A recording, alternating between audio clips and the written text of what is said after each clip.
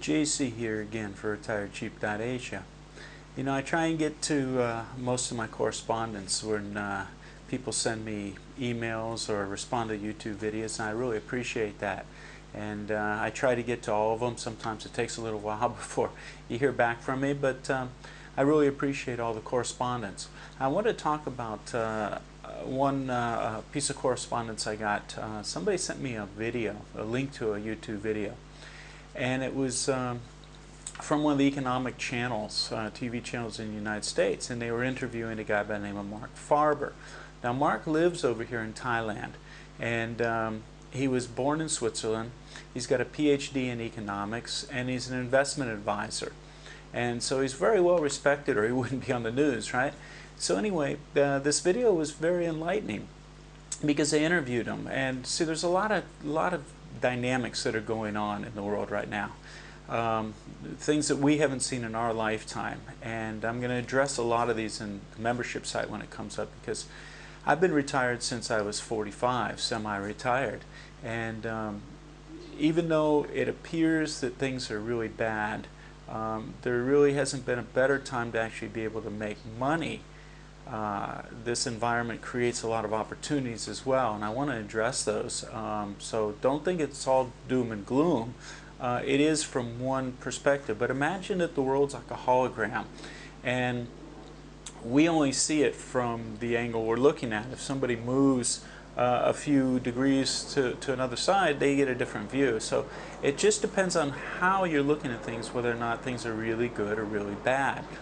There's a lot of people making a lot of money, and in some areas there's never been a better opportunity.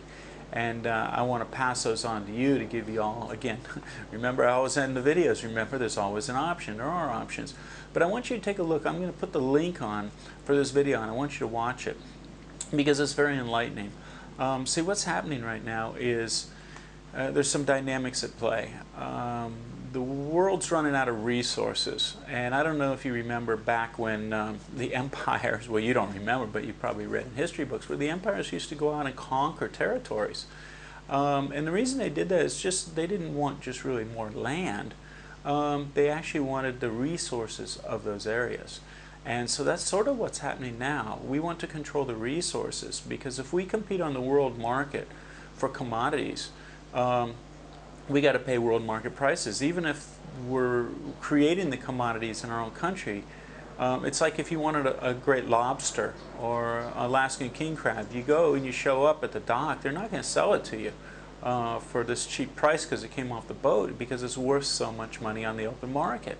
And that's what's happening. We're competing on the world market for these commodities. And it's interesting because we're competing against China and some of these other emerging countries. But now that could change, because as we consume less goods, of course, the economy in China will slow down. And if it slows down, there won't be so much competition for some of these commodities. But anyway, I want you to watch the video. I'm going to give you the link, and I want you to check it out because it's real interesting. Some of the things he says is, you know, don't wait for the big brother in America to come save you. You got to take your own personal responsibility for things that are going on. And so hopefully I'll be able to give you some information and resources to be able to take your life into your own hands, because a lot of people are really drowning now in this financial crisis. And unfortunately, some people are waiting for the life ring to be thrown by the government. And that's not going to happen. I remember when I was working as a subcontractor for FEMA during right after Katrina. And so I was showing up as a housing inspector to help people get their house safe, sanitary, and secure again. And so the government would help give money to make sure that the house was livable and the family had the basic necessities of life to be able to carry on. But some people, I'd show up at their house, and they'd be, you know, sometimes it was 6 days, 7 days after the event, and they'd be sitting there, and they hadn't done anything to make their situation any better. And so I'd look and go, you know, they say, oh, we need all new clothes, you know, we need this, we need that. I said, but your clothes are sitting here molding. You know, right after the storm, you could have picked these things up, taken and washed them, and cleaned them and used them again. But you've done nothing. Now they're ruined. So don't sit and wait and let things get worse. You got to take responsibility. So this is a really interesting and enlightening video. So check it out. And again, I want to thank you for all the correspondence. I try and get to as much of it as I can, and I try and comment on it as much as possible. And I'm going to continue to give you information and resources to help pull you out of this situation that you're in and show you that there are options. And I want to show you actually how you can make an income enough. You know, people are now, it's amazing, back in the States, there's a lot of business, big business about internet marketing and creating a presence on the internet. And they say, oh, it's easy to do. And it is easy. It's never been easier. But think about this. If you had to create the income, to streaming income, say online, to live in the United States, it's going to take quite a bit of streaming income. If you can reduce that by 60%, it's a pretty much a slam dunk to be able to make enough money to live over here.